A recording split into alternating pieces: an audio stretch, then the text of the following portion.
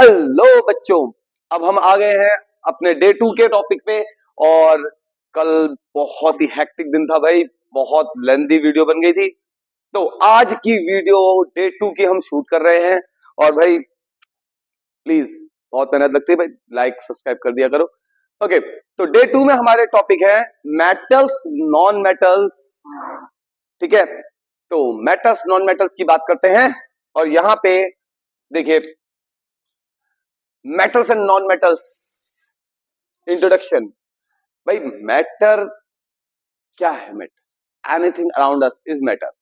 ठीक है, matter is classified into metals and non metals based on their physical and chemical properties. These elements differ significantly in their structure, behaviour and reactivity. Obvious सी बात है, metals non metals एक दूसरे से distinct है अपनी प्रॉपर्टीज को लेकर। ठीक है, ओके ना, फिजिकल प्रॉपर्टीज की बात करते हैं। Physical properties of metals. भाई मेटल्स देखिए बहुत सिंपल है, फटाफट करते हैं क्योंकि टाइम इतना है नहीं हमारे पास, हमें बहुत स्पीड में भी रन करना है। तो physical properties, metals have shiny appearance, that means metals are lustrous. Metals are malleable, जिनके पास मेलिबिलिटी की प्रॉपर्टी है।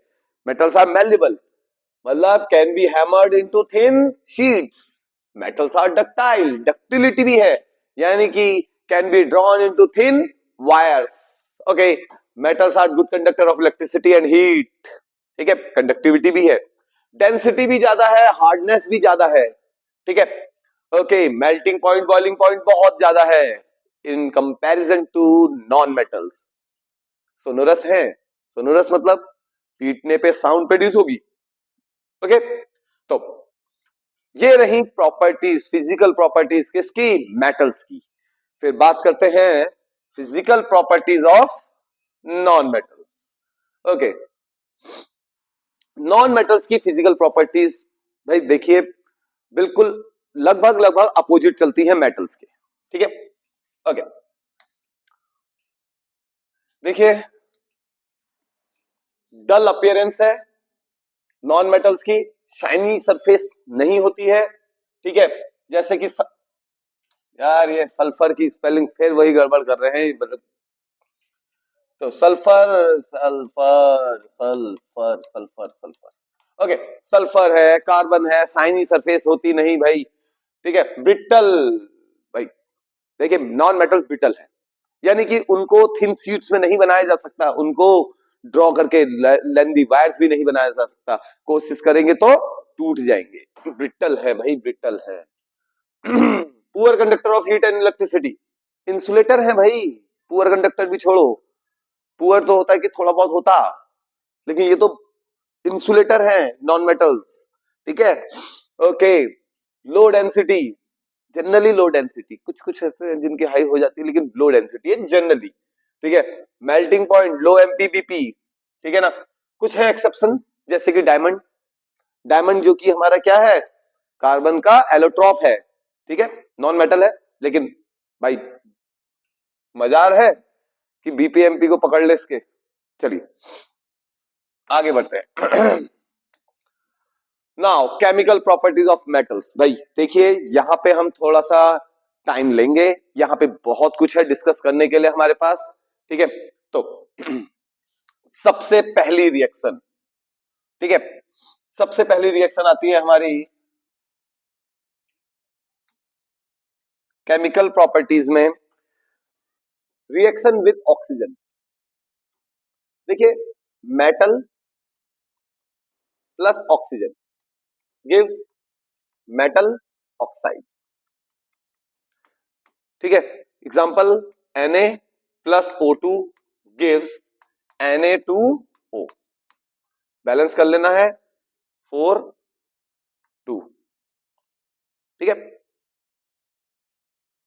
ऐसे देखना, सोडियम की वैलेंसी 1 है, ऑक्सीजन की वैलेंसी 2 है, Na2O है। ठीक है, ओके, चलिए।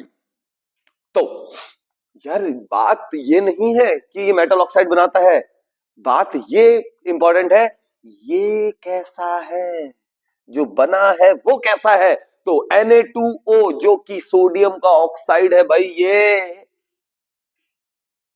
बेसिक नेचर का है, इसका नेचर बेसिक है, बेसिक नेचर है। मान लिया? क्या मान लिया भाई? कैसे पता कर दिया भाई हमने कि ये बेसिक नेचर है? देखिए, अगर चेक करना है इसका नेचर क्या है, तो इसमें आप पानी डाल के देखिए क्या बनता है। मैंने कहा ठीक है, Na2O है, डाल देते हैं पानी। देखा मैंने तो बन गया NaOH। अबे क्या है ये? बेस है, ये बेस है, सोडियम हाइड्रोक्साइड बन गया, बेस बन गया। इसका मतलब है कि मेटल्स के ऑक्साइड बेसिक हैं, ठीक है। सिमिलरली पोटेशियम को ऑक्सीजन के साथ रिएक्ट कराएंगे, पोटेशियम ऑक्साइड बनेगा, जो कि वाटर के साथ रिएक्ट करके KOH बनाता है। Mg को रिएक्ट कराएंगे, MgO बनेगा, और MgO वाटर के साथ रिएक्ट करके MgOH होल ट्वाइस बनाता है। एल्यूमिनियम को देखोगे तो एल्यूमिनियम ऑक्साइड Al2O3 है, जो आई बात यहाँ पे, थोड़ा सा इसके बारे में बात कर देंगे, थोड़ा सा रुके। एल्यूमिनियम और जिंक, ये दो ऐसे हैं जिनके ऑक्साइड्स एम्फोटेरिक है, यानी एसिडिक और बेसिक कैरेक्टर दोनों रखते हैं, ठीक है। चलिए उसको भी डिस्कस कर लेते हैं, ठीक है। यहां तक की बात आप लोगों को क्लियर है? आगे बढ़ते हैं। Okay okay okay okay okay, हाँ भाई। तो बात आई एल्यूमिनियम की। एल्यूमिनियम को ऑक्सीजन के साथ रिएक्ट कराते हैं तो बनता है Al2O3, बहुत बढ़िया, ठीक है। बैलेंस कर देते हैं इसको, ये हो जाता है हमारे पास क्या करें इसको, देखो 2 और 3 फिर से वही, क्या करेंगे, एलसीएम, 2 और 3 का एलसीएम 6, तो इसको लगा देंगे 2, 6 बना दिया, इसको लगा दिया 3, इसको लगा दिया 4, हो गए बैलेंस। बैलेंस करने का सबसे मस्त तरीका है, बार बार कह रहा हूं, ठीक है ना। ओके, अब इस रिएक्शन में जो Al2O3 बना है, इसका नेचर है amphoteric. Amphoteric, amphoteric means acidic as well as basic, acidic as well as basic, acidic as well as basic, यानी कि दोनों नेचर हैं, एसिडिक और बेसिक दोनों है भाई, ठीक है ना। अच्छा, चेक करके देखते हैं कैसे पता चलेगा भाई एसिडिक और बेसिक दोनों है। पता कैसे चलेगा एसिडिक बेसिक दोनों है, ठीक है ना। तो देखिए, चेक करते हैं, Al2O3 का एक बार बेस से रिएक्शन कराते हैं तो एसिडिक कैरेक्टर पता चलेगा, और एक बार बेस से कराएंगे तो एसिडिक नेचर पता चलेगा, एसिड से कराएंगे बेसिक नेचर पता चलेगा, ठीक है ना। क्लियर है? ओके। नाउ देख लेते हैं Al2O3। Al2O3 की रिएक्शन कराइए, Al2O3 की रिएक्शन कराइए, Al2O3 की रिएक्शन कराइए HCl के साथ। ओके, देख लेते हैं HCl के साथ रिएक्ट करता है नहीं करता है। तो HCl के साथ ये बनाता है AlCl3 प्लस H2O, और इसको कर दीजिए आप बैलेंस। क्या बनेगा, कितना आएगा, 2, ऑक्सीजन कितनी, 3, और ये कितने हैं, क्लोरीन 6, और ये 3, हो गया बैलेंस, ठीक है। तो भाई ये रिएक्ट कर गया है इसके साथ। अगर एसिड के साथ रिएक्ट कर रहा है और सॉल्ट बना रहा है, तो इसका मतलब है ये बेस की तरह काम कर रहा है भैया, इस टाइम पे इसने बेस की तरह काम कर दिया। ओके, अगर बेस की तरह कर रहा है तो एसिड की तरह भी कर रहा है, जरा चेक कर लेते हैं। तो हमने अगली बार रिएक्शन कराई Al2O3 की, किसके साथ, NaOH के साथ, और इसने फिर से सॉल्ट बनाया, और वो सॉल्ट का नाम है NaAlO2। NaAlO2 बनाया, ठीक है, और साथ में बनाया H2O। ये तो बिल्कुल आपकी न्यूट्रलाइजेशन रिएक्शन जैसी बन रही है फिर से। तो इस बार बेस के साथ रिएक्ट करा है तो एसिडिक नेचर शो करा है अपना Al2O3 ने, एसिडिक नेचर शो कर लिया है। अब ध्यान से सुने, इसका नाम है sodium, sodium aluminate, aluminate, sodium aluminate है इसका नाम। वेरी इंपॉर्टेंट, पूछा जा सकता है ट्रिपल स्टार कैटेगरी में, सोडियम जिंकेट और सोडियम एल्यूमिनेट पूछ लेते हैं कई बार। ओके, तो एम्फोटेरिक नेचर है, एम्फोटेरिक नेचर को हमने प्रूफ कर दिया, एक बार बेस से रिएक्ट कराया तो एसिडिक की तरह काम करा और एसिड के साथ काम करा, ठीक है ना। तो इसका मतलब है एल्यूमिनियम का ऑक्साइड कैसा है, एम्फोटेरिक है नेचर में। एक और है ऐसा मेटल एम्फोटेरिक नेचर है, वो है जिंक, ठीक है ना। ओके, तो देखते हैं उसके बारे में भी बात कर लेते हैं।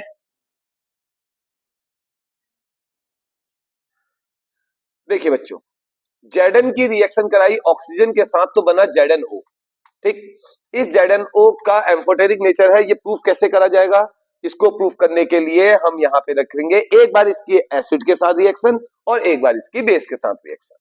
बेटा जिन बच्चों को कोई चीज समझ में ना आए तो वो वीडियो में प्लीज कमेंट जरूर कर देंगे, ठीक है। कमेंट करेंगे तो मुझे पता चलेगा कि भाई कहां कहां पे क्या क्या प्रॉब्लम्स आ रही है, ठीक है। ओके, तो Zn प्लस O ZnO की एक बार रिएक्शन HCl के साथ कराते हैं, एक बार ZnO की रिएक्शन किसके साथ करा दें, बेस के साथ करा देते हैं NaOH के साथ, और यहां से बनता है ZnCl2 प्लस H2O।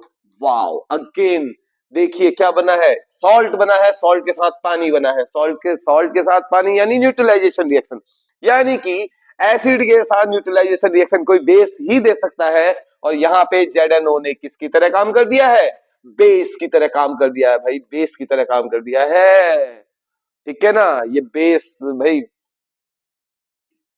बेबी को बेस, चलो हाँ, ZnO प्लस NaOH।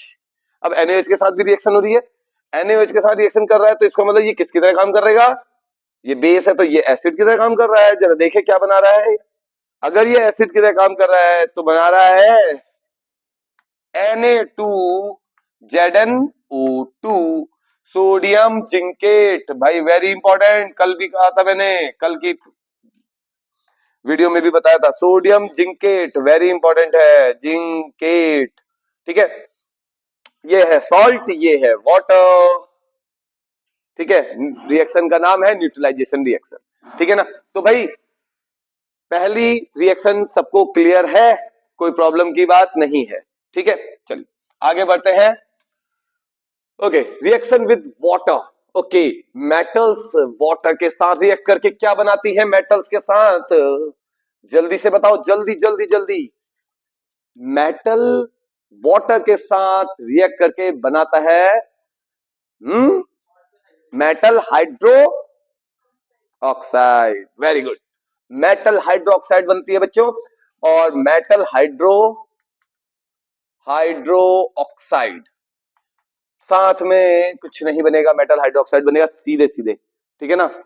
अब देखें कैसे, मेटल जैसे कि ले लिया हमने Na प्लस H2O, क्या बनेगा, NaOH। अब आपने इसको क्या करना है, बैलेंस करना है, ओके, और साथ में निकलेगी हाइड्रोजन गैस, H2 गैस, साथ में निकलेगी हाइड्रोजन गैस, यस, ठीक है। कुछ नहीं बनेगा, नहीं हाइड्रोजन गैस बनेगी भाई, बैलेंसिंग नहीं आ रही है। क्या करें, क्या करें, मेटल प्लस वाटर, मैंने कहा मेटल हाइड्रोक्साइड बनाएगा, साथ में हाइड्रोजन गैस रिलीज होगी, ठीक है ना। एग्जांपल में हमने ले लिया है Na की रिएक्शन करा दी, ट्वाइस कर लो इसको, ट्वाइस कर लो इसको भी, और इसको कर लो ट्वाइस, हो गया, बैलेंस्ड है, ठीक है। ओके,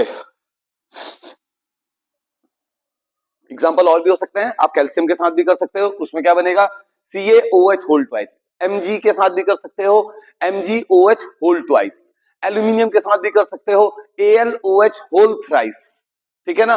तो इस तरीके से सभी के साथ हो सकती है। तो रिएक्शन विथ, थर्ड है रिएक्शन विथ एसिड्स, वही एसिड्स के साथ रिएक्शन, तो reaction with acids, metals plus acid gives salt plus H2 gas. Example, Zn plus HCl equals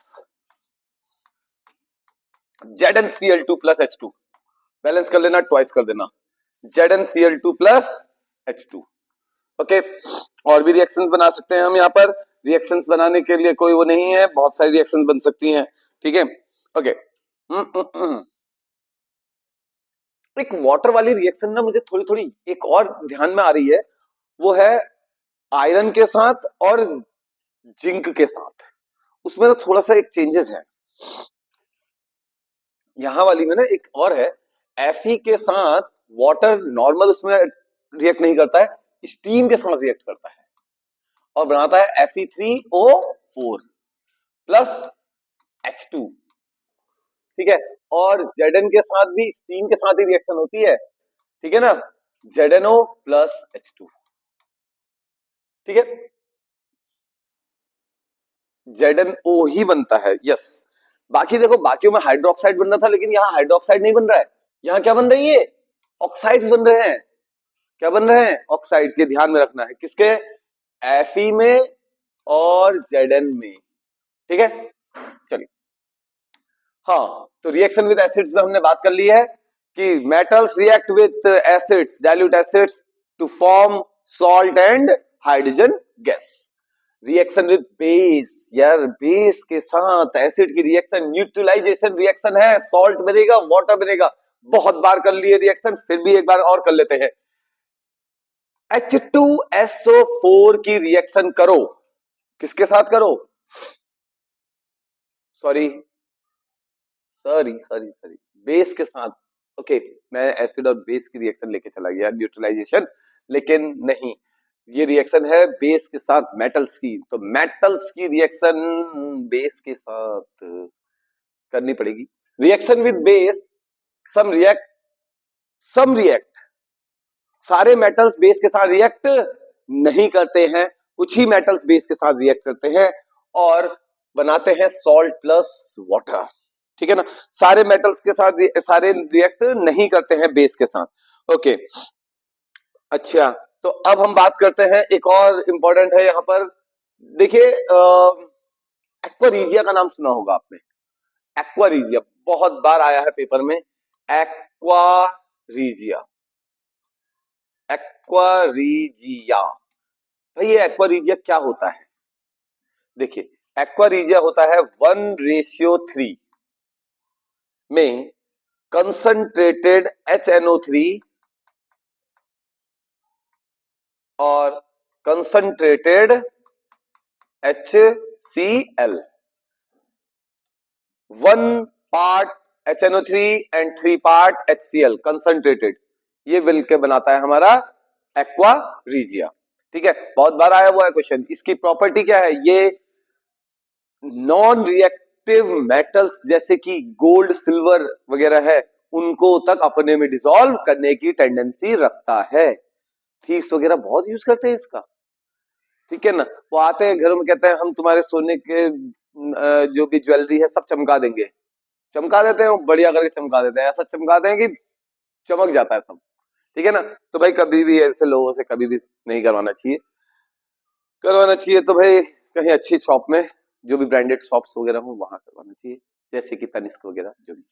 okay, मैं प्रमोशन नहीं कर रहा हूँ तनिष्क का, लेकिन बता रहा हूँ बस। ओके, अब बात आती है हमारी reaction with hydrogen, metals plus hydrogen, क्या बनेगा, metal hydride, metal hydride, metal hydride, ठीक है। ओके, मेटल हाइड्राइड बनता है, ओके। अच्छा, जैसे कि Na के साथ रिएक्शन कराएंगे तो क्या बनेगा, हाइड्रोजन के साथ NaH, पोटेशियम के साथ करेंगे तो KH, ठीक है ना। ओके, हाइड्राइड जनरली ना जो थोड़े से रिएक्टिव मेटल्स होते हैं वही बनाते हैं, ठीक है ना। ओके, कम रिएक्टिव मेटल्स नहीं बनाते हैं हाइड्राइड्स। ओके, मेटल की एक और रिएक्शन आती है, मेटल की रिएक्शन क्लोरीन के साथ। भाई मेटल की रिएक्शन क्लोरीन के साथ क्या बनाती है, बताएंगे, सॉल्ट, मेटल सॉल्ट इंपॉर्टेंट है, मेटल सॉल्ट बनते हैं, ठीक है, मेटल की रिएक्शन क्लोरीन के साथ, ठीक है। ओके, नाउ अच्छा, एक चीज और है, मेटल्स में जनरली कोरोजन भी होता है, ठीक है, एक तरीके से केमिकल प्रॉपर्टीज में भी आ गया corrosion. Some metals corrode when exposed to air and moisture. Rusting of iron, iron के केस में भाई एक बात ध्यान से सुनो, कोरोजन लगभग सभी में हो जाता है, कुछ ऐसे जो नॉन रिएक्टिव है मेटल्स उनमें ही नहीं होता है, जैसे कि गोल्ड वगैरह। इवन सिल्वर में भी हो जाता है, जैसे आप लोगों ने देखा होगा मम्मी लोग पायल पहनते हैं, चांदी की पायल पहनते हैं, लेकिन कुछ टाइम बाद उनमें हल्का हल्का ब्लैकिश आ जाता है कलर। तो ब्लैक क्यों हो जाता है? ऑक्साइड फॉर्मेशन की वजह से। आयरन, सॉरी गोल्ड भी इवन कुछ टाइम बाद अपनी शाइन लूज करने लगता है, उसको चमकाना पड़ता है, ठीक है, पॉलिशिंग वगैरह करवानी पड़ती है। रीजन ऑक्साइड, बाहर से ऑक्साइड लेयर बनने की वजह से। और ये ऑक्साइड लेयर का बनना ही हमारा क्या है? कोरोजन है। ठीक है, ओके, तो यहां तक की बात सभी को क्लियर है? ओके, अब हम बात करते हैं नॉन मेटल्स की। ठीक है, नॉन मेटल्स की केमिकल प्रॉपर्टीज की। क्लियर है यहां तक सबको? Very good.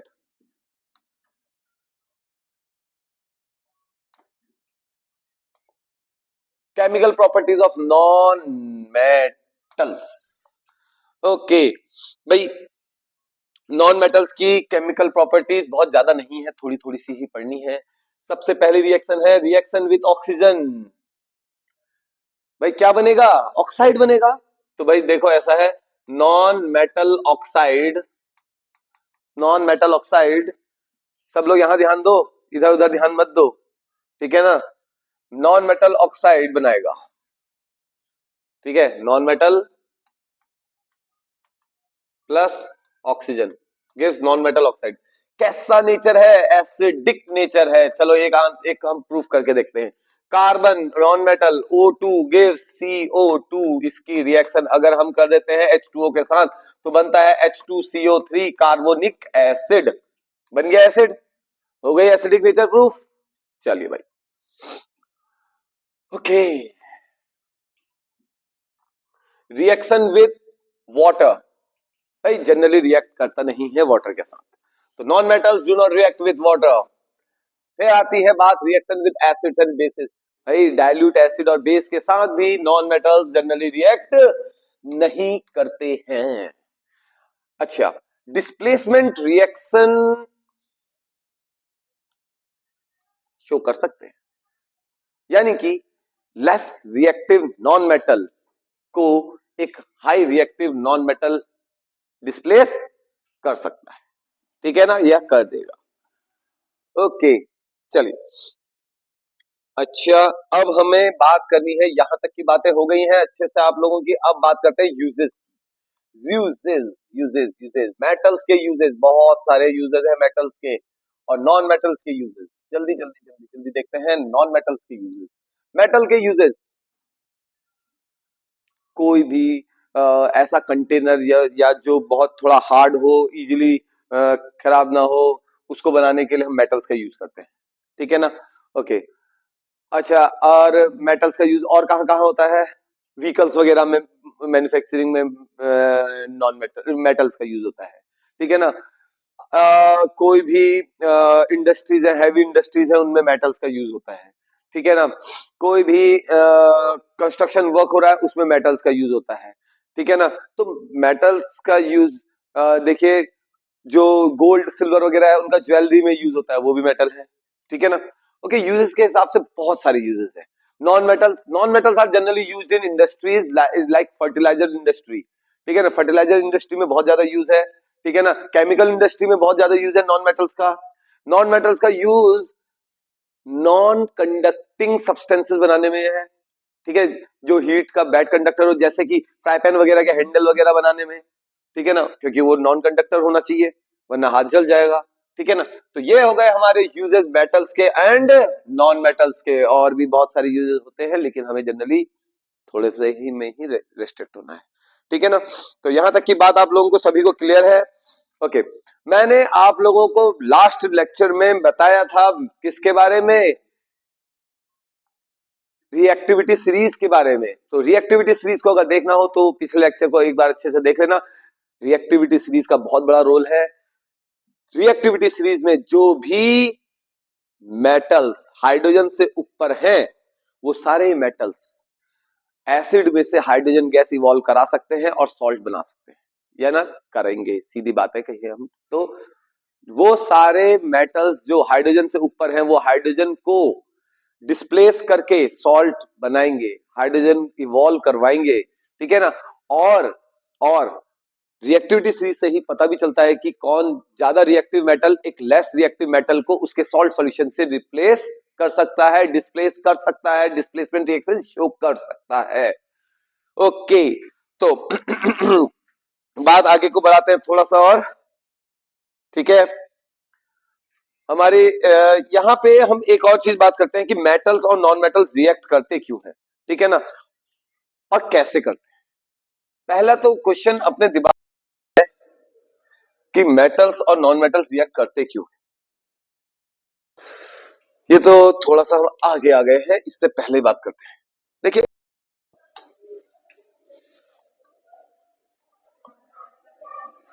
Reactivity reactivity reactivity Y, क्यों है, हाउ, कैसे है।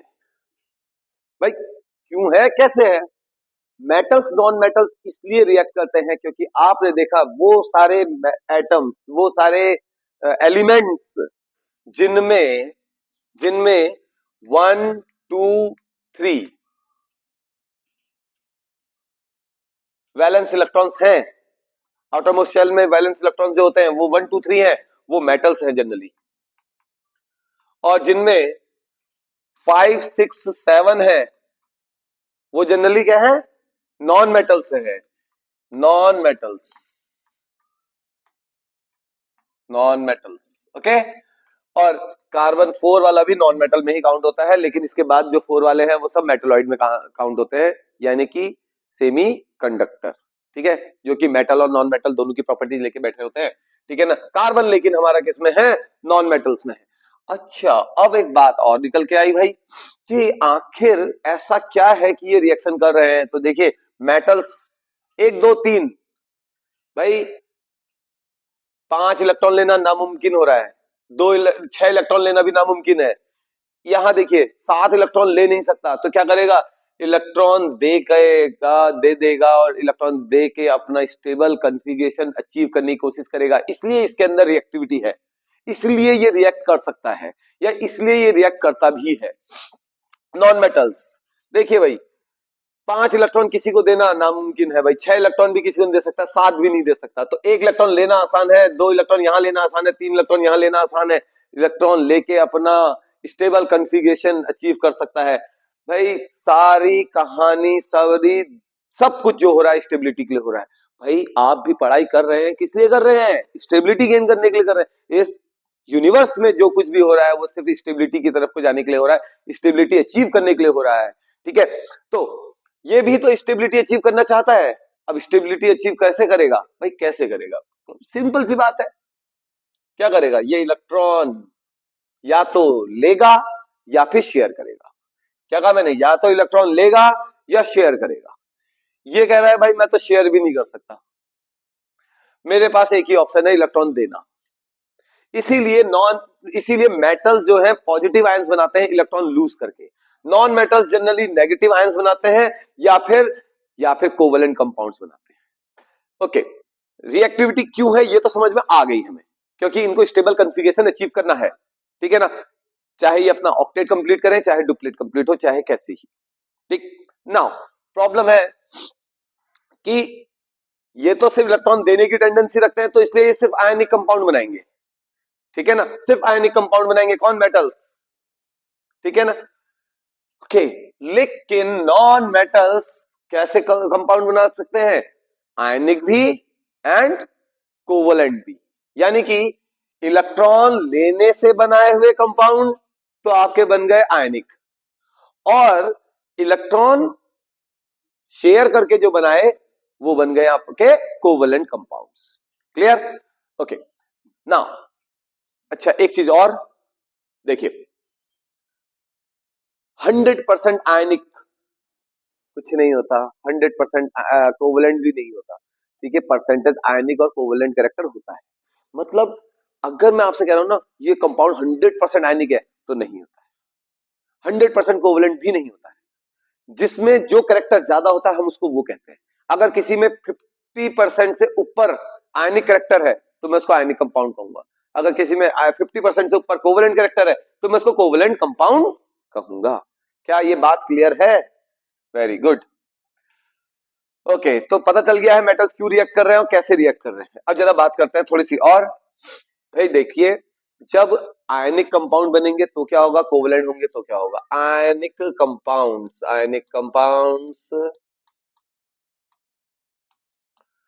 और कोवेलेंट कंपाउंड्स।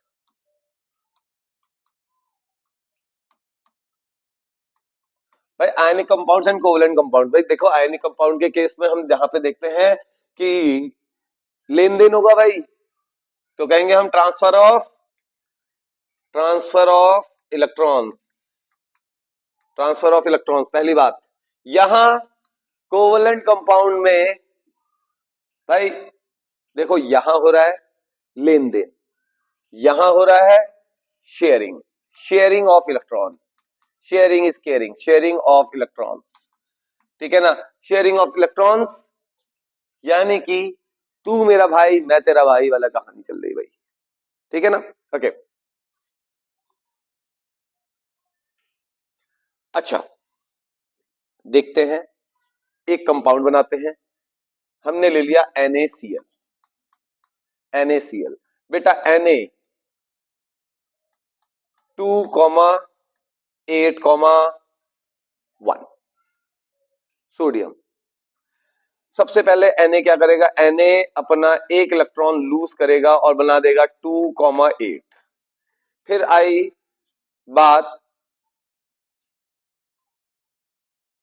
Cl की, Cl का है 2,8,7, ठीक है। तो ये भाई एक इलेक्ट्रॉन ले लेगा, Cl प्लस एक इलेक्ट्रॉन गिव्स Cl नेगेटिव, ठीक है ना। ये एक इलेक्ट्रॉन लूज करके बना देगा Na पॉजिटिव, ये Na पॉजिटिव है। तो ये है देखो 287, अब ये एक इलेक्ट्रॉन ले लेगा तो क्या हो जाएगा 288। दोनों का कॉन्फ़िगरेशन फुलफिल हो चुका है, अपना अपना स्टेबल कॉन्फ़िगरेशन ले लिया है। तो ये बनाएंगे Na positive 2,8 plus Cl negative 288 मिलके बना देगा, क्या बनाएगा, Na पॉजिटिव Cl नेगेटिव, जिसको आप प्यार से NaCl भी कहते हैं, NaCl, ठीक है ना। वहीं अगर हम शेयरिंग की बात करें तो कोवेलेंट कंपाउंड कैसे बन रहे हैं, हम एग्जांपल ले लेते हैं Cl2 का, ठीक है। Cl2, हम बात कर लेते हैं HCl की, ये दोनों बात कर लेते हैं।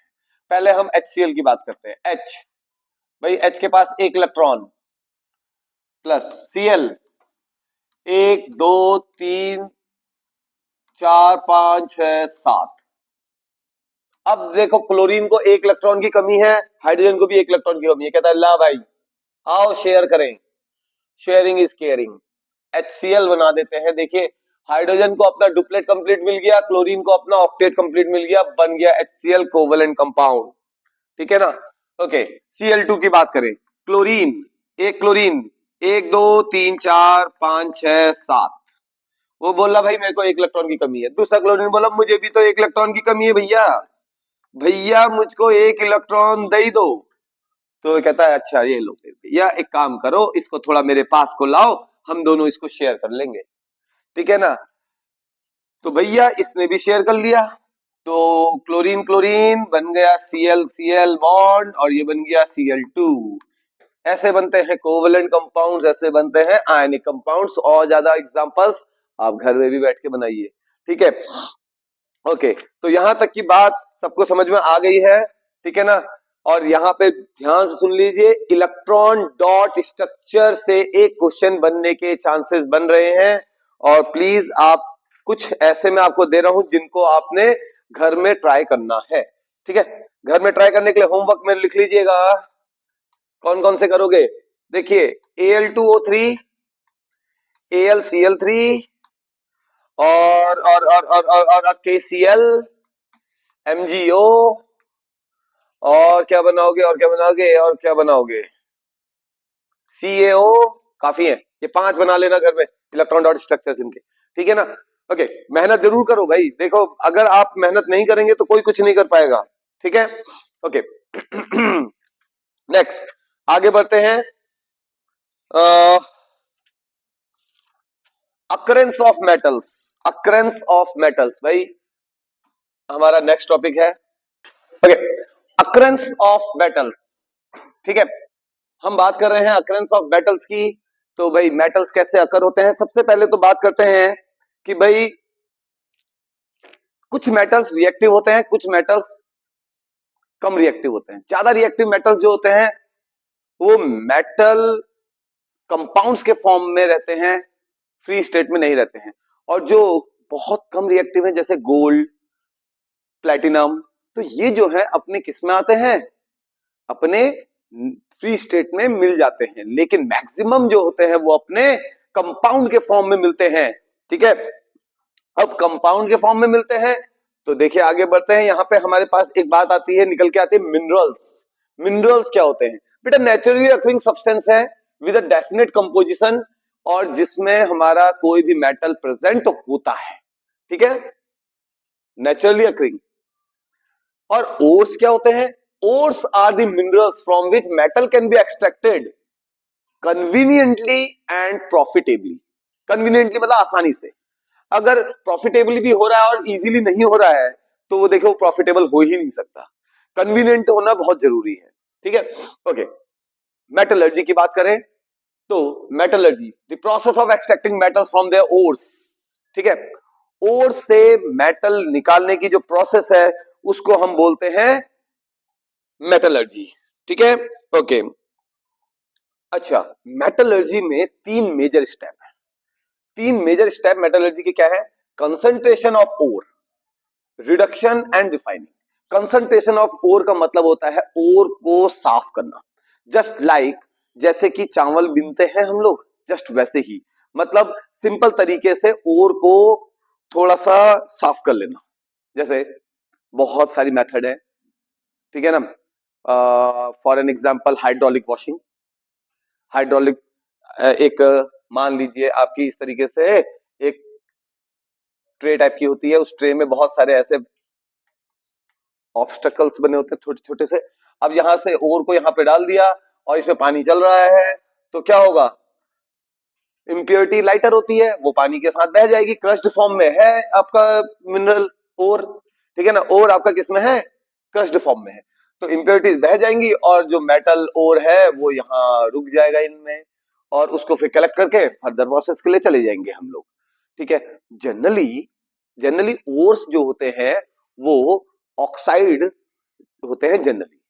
तो अब आप बताइए, ऑक्साइड का मतलब मेटल के साथ ऑक्सीजन मिलके जो कंपाउंड बना है, और अगर मैं उसमें से ऑक्सीजन हटा दूं तो उसका क्या हो गया, रिडक्शन। तो रिडक्शन करके मुझे, यानी कि ऑक्साइड ओर का रिडक्शन करके मुझे क्या मिल जाएगा, मेटल मिल जाएगा, ठीक है। तो दूसरी प्रोसेस है रिडक्शन करना, जिसमें हम एक्सट्रैक्शन करते हैं मेटल का फ्रॉम दी ओर। और अब ओर तो मिल, ओर में से मेटल तो मिल गया है, लेकिन वो प्योर है कि नहीं पता कैसे चलेगा भाई, रिफाइनिंग करके पता चलेगा। रिफाइनिंग होती है प्यूरिफिकेशन ऑफ एक्सट्रैक्टेड मेटल, जो भी मेटल है उसका एक्सट्रैक्शन, उसकी रिफाइनिंग करके, प्यूरिफिकेशन करके, ठीक है ना। ओके, हमें प्योर मेटल मिल जाता है। चलिए जरा हम कुछ बात कर लेते हैं, मेजर मेजर बात कर लेते हैं। देखिए सोडियम, सोडियम का ओर, तो सोडियम का ओर है रॉक सॉल्ट, जिसे आप NaCl कहते हैं। एल्यूमिनियम, एल्यूमिनियम का ओर जो मेजरली हम यूज करते हैं वो है बॉक्साइट। क्या है, बॉक्साइट। बॉक्साइट का फॉर्मूला है Al2O3.2H2O, Al2O3.2H2O। फिर आती है आपकी जिंक की, जिंक में, जिंक में आप जनरली दो ओर हम यूज कर, मतलब मेनली हम दो ओर का यूज करते हैं। वो है एक तो कैलामाइन, कैलामाइन, और एक है जिंक ब्लेंड, ठीक है। कैलामाइन आपका होता है ZnCO3, कार्बोनेट ओर है जिंक का, ZnCO3 कैलामाइन। और जिंक ब्लेंड जिसे हम कहते हैं ZnS, यानी कि सल्फर के साथ, ओके, फिर है आयरन। आयरन का आपको मेजर जो है हेमेटाइट है, ठीक है। वैसे तो और भी बहुत सारे हैं, लेकिन हम जो मेनली यूज करते हैं 10th क्लास में हेमेटाइट ही आपको यूज करना है। हेमेटाइट यानी कि Fe2O3, ठीक है ना, Fe2O3। कॉपर, कॉपर के दो हैं, कौन कौन से? Copper pyrite and copper glance, ठीक है ना। कॉपर यानी सॉरी क्यूपराइट, कॉपर पायराइट भी होता है, लेकिन आपने क्यूपराइट और कॉपर ग्लैंस पढ़ना है, ठीक है ना। ठीक है, कॉपर पायराइट नहीं पढ़ना। तो क्यूपराइट आपका Cu2O है और कॉपर ग्लैंस है Cu2S, ठीक है ना। एक है सल्फाइड और एक है ऑक्साइड और, ठीक है। तो क्यूपराइट आपका ऑक्साइड और है, कॉपर ग्लैंस आपका सल्फाइड और है, ठीक है। नेक्स्ट मरकरी, मरकरी का आपने एक ही पढ़ना है, सिनाबार, कुछ लोग सिनाबार भी बोलते हैं, ठीक है ना, जिसे हम कहते हैं HGS। ये मरकरी का सल्फाइड और है, ओके ना। अब बात करते हैं बहुत ही इंपॉर्टेंट, ये नोट करूं जरूर कर लेना, जो मैंने और के नाम बोले हैं, आप रिकॉर्डिंग को चेक करेंगे और आराम से इसको नोट कर लेना, ठीक है। अब बात करते हैं हम एक्सट्रैक्शन की, एक्सट्रैक्शन ऑफ मेटल, कैसे एक्सट्रैक्शन करना है और कैसे कंसंट्रेशन कर सकते हैं, ठीक है ना।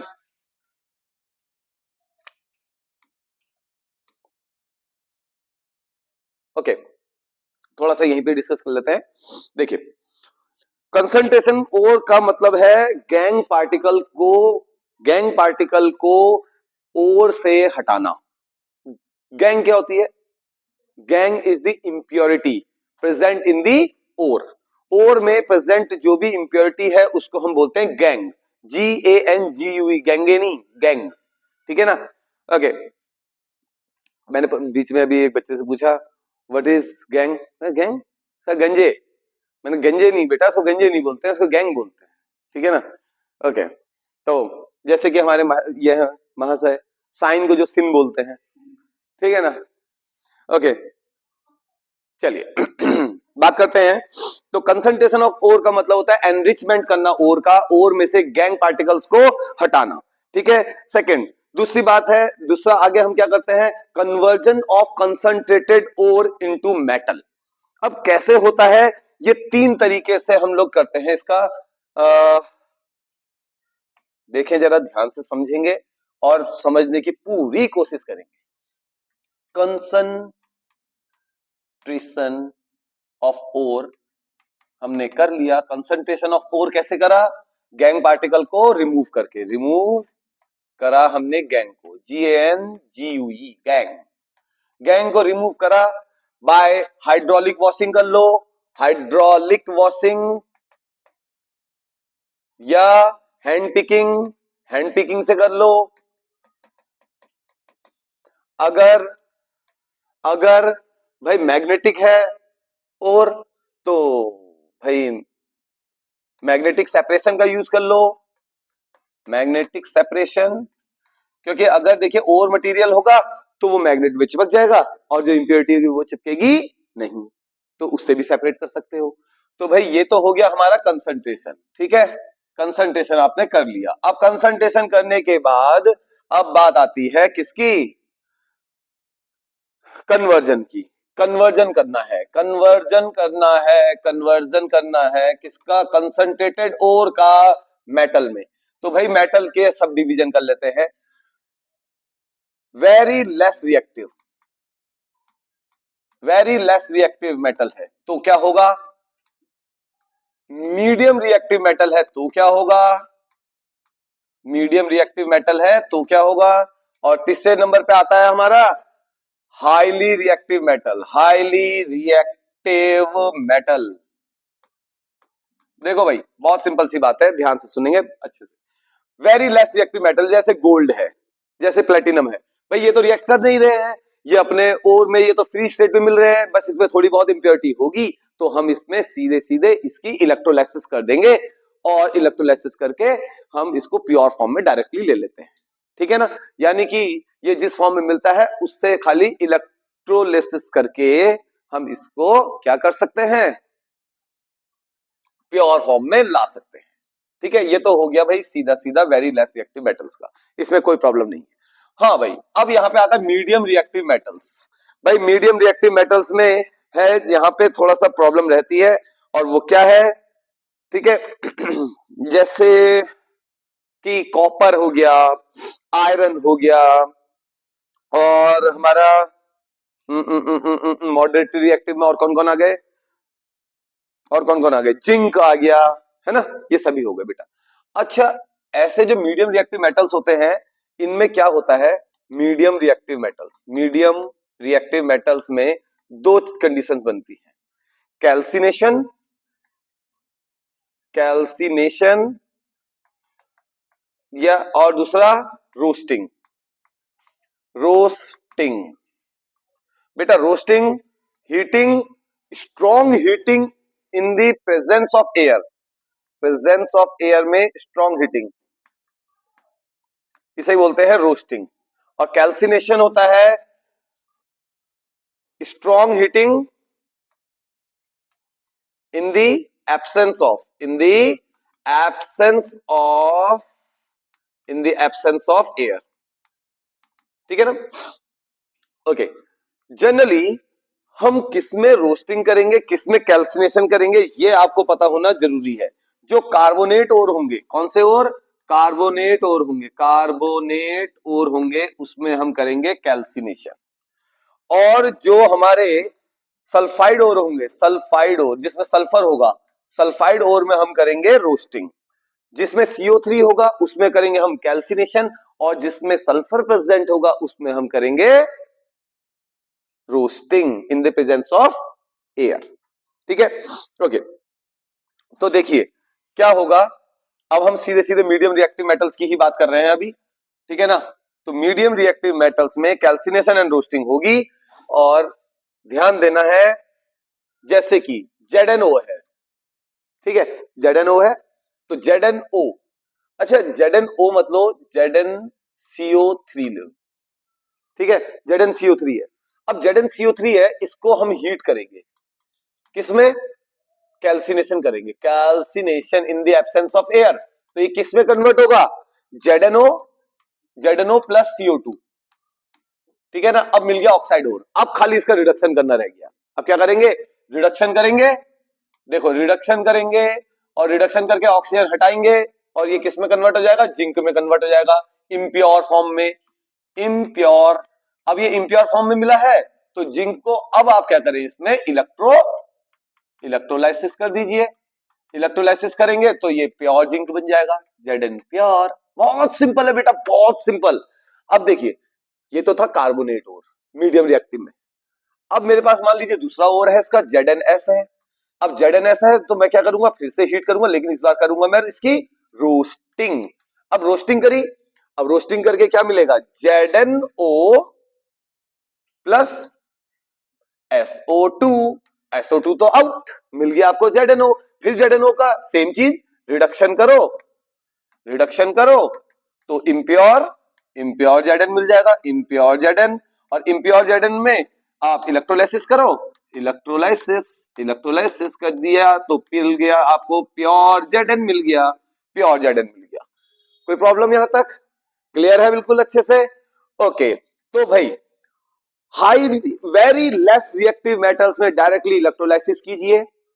मीडियम रिएक्टिव मेटल्स में दो टाइप के उनके ओर्स होते हैं, या तो कार्बोनेट ओर या फिर सल्फाइड ओर। कार्बोनेट ओर है तो आप उसकी कैल्सिनेशन कीजिए, अगर सल्फाइड ओर है तो उसकी रोस्टिंग कीजिए, और दोनों से ही आपको मिलेगा उसका ऑक्साइड।